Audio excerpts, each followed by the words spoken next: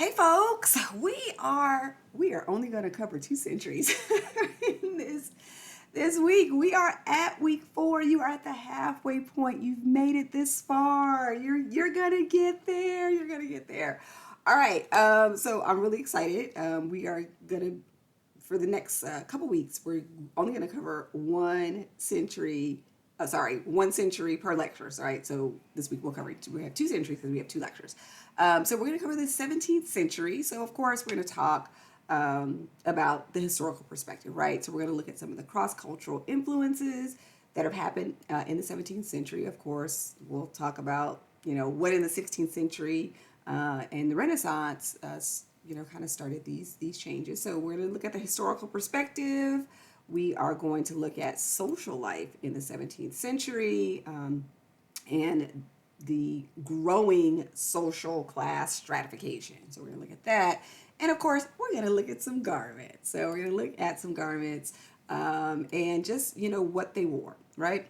The other thing that I'm starting with this lecture is these Getting Dressed series. So there's a whole series that a company does, Crow's Eyes Production, and they literally walk you through the steps of what it's like to get dressed in a particular time. So we have a woman getting dressed in the 17th century. Okay. In addition, we're going to look at some garments. We're going to look at some headwear, some accessories, and we're going to look at beauty. We're going to look at some beauty as well. Okay, because that's all part of fashion. All right. Then we move on to the 18th century. Same thing. We're going to see what was happening in the world.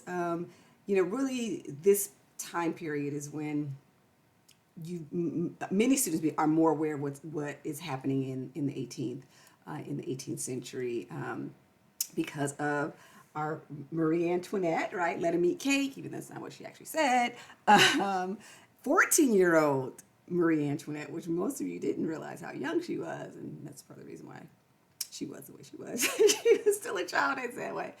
So we'll look at the historical perspective. We'll look at social class structure, middle class, laboring poor, and then we'll actually look at formerly enslaved Britons and French. Okay. In addition, we're going to always, of course, look at what they were wearing, and we'll continue with our Getting Dressed series. When we get to the 18th century, though, we have a couple more videos. We get a working class woman, we get a man in there, and we get a upper middle class woman in there as well. So that's what we have, right? Oh, and then we also have a great story in there about a mixed race. That's the best way to say it. About a mixed race British aristocratic woman. There's actually a movie about it, so I don't want to spoil it, but let you guys get to the video. Okay.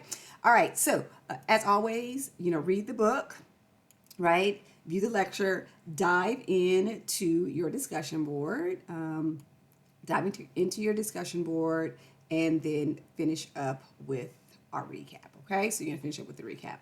Now, the preview for week 5, which we'll have at the end. Week 5, we only have one chapter we only have one period of time that we're gonna go through because you also have your midterm next week. Okay, so I will provide a study guide for your midterm as well, but that's what we got for this week. So dive in, same scenario, read, lecture, discussion board, recap.